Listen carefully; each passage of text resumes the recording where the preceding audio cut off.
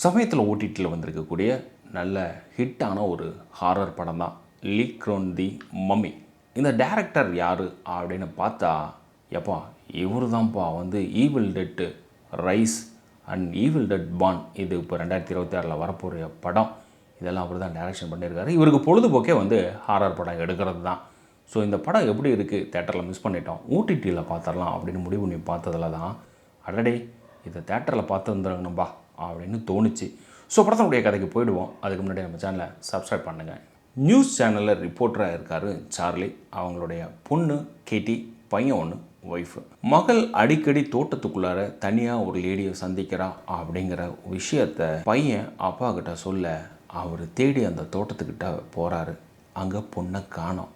அந்த சாக்லேட் கொடுத்த சூனியக்காரி இந்த கேட்டியை தூக்கிட்டு போயிட்டா. அந்த சூனியக்காரி ஏற்கனவே தான் வீட்டு அண்டர் கிரவுண்டுக்குள்ளார பதப்படுத்தப்பட்ட பிணத்துக்கிட்ட அப்பப்போ பேசுவா.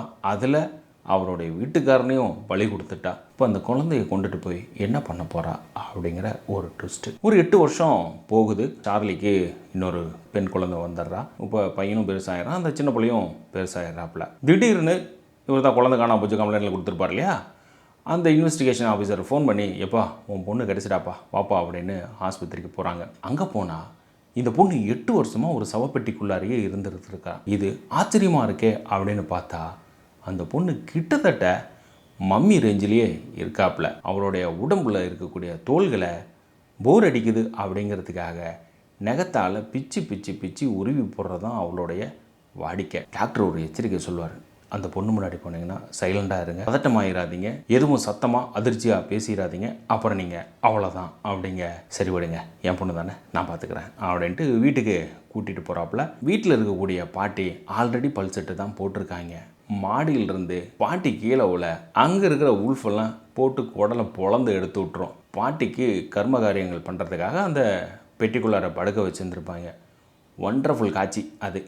பயப்படாத ஆட்கள் இருக்கவே முடியாது. சேம் டைமில் அந்த வீட்டுக்குள்ள ஒரு குட்டி பொண்ணு இருக்கா இல்லையா, அவள் ஒவ்வொரு பல்லாக பிடுங்கி போட ஆரம்பிப்பாள். ஸோ இப்போ இந்த சின்ன பொண்ணு இருக்கா இல்லையா, ஓடி போய் அந்த சவப்பெட்டிக்குள்ளார உள்ளுக்குள்ளார உளுந்து பாட்டியோட வாய்க்குள்ளே இருக்கிற பல்செட் எடுத்து இவ வாய்க்குள்ளார மாட்டிட்டு அங்கே இருக்கிறவங்க எல்லாத்தையும் பிடிச்சி கடித்து எடுத்து குதறி விட்டுருவா. ஸோ விஷயம் தலைக்கு மேலே போகுது அப்படின்னு உணர்ந்த சார்லி அவளுடைய உடம்புல இருக்கக்கூடிய அந்த உரிச்சு போட்ட தோல் இருக்கு இல்லையா, அதை எடுத்துக்கிட்டு அதுக்கே இருக்கக்கூடிய நிபுணர்கிட்ட போய் கேட்க அவர் தலை சுற்றுற மாதிரி ஒரு விஷயத்த சொல்கிறாப்புல. இன்பிட்வீன் கேப்பில் இன்வெஸ்டிகேஷன் ஆஃபீஸராக இருக்கக்கூடிய லேடி ஓப்பனிங்கில் சொன்ன அந்த சூனியக்காரி இருக்கா இல்லையா, அவளை தேடி போக ஆரம்பித்து அவளை லாக் பண்ணி ஷூட் பண்ணி அங்கே ஒரு VCR கேசட் இருக்கும்.